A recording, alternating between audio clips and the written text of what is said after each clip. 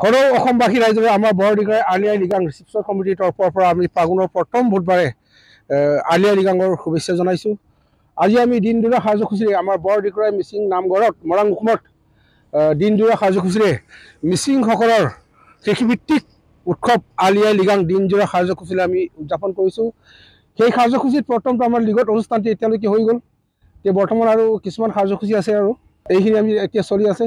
ইয়াৰ লগতে আমি সদৌ মানে অসমবাসীক আমাৰ বৰদিগা মিচিং এই সমিতিৰ পৰা অভ্যৰ্থনা সমিতিৰ তৰফৰ পৰা হৈ অশেষ ধন্যবাদ জ্ঞাপন কৰিছোঁ। মাংগলিক নীতি নিয়ম এইখিনি হৈ গৈছে। শ্বহীদ তৰ্পণ পতাকা উত্তোলন এইখিনি হৈ গ'ল।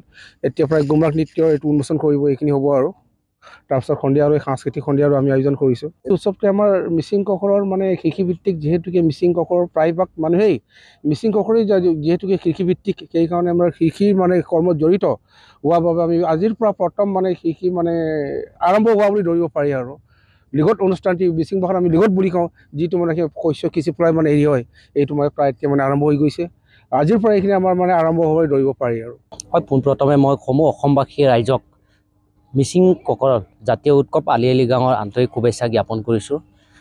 আজি আমাৰ বৰদিকৰাই মেৰি গাঁৱত দিনজোৰা কাৰ্যসূচীৰে মানে আমি এইবাৰ লৃগাংকন অনুষ্ঠিত কৰিছোঁ। ৰাতিপুৱা আমাৰ মাংগলিক অনুষ্ঠান, যিখিনি নীতি নিয়ম আমাৰ পৰম্পৰা সেইখিনি হৈ গৈছে। ইয়াৰ পিছতে আমাৰ গুমৰাগ নৃত্য অনুষ্ঠান আছে প্ৰায় 2টামান বজাত। তাৰপিছতে ৰাতি আমি সাংস্কৃতিক সন্ধিয়াও আয়োজন কৰিছোঁ। গতিকে আপোনালোকে জানেই যে ফাগুন মাহৰ প্ৰথম বুধবাৰ দিনাখনে আমাৰ মিচিংসকলৰ জাতীয় উৎসৱ সমগ্ৰ মিচিং জাতিসকলে মানে এই উৎসৱটি ফাগুন মাহৰ প্ৰথম বুধবাৰ দিনাখনে পালন কৰা হয়।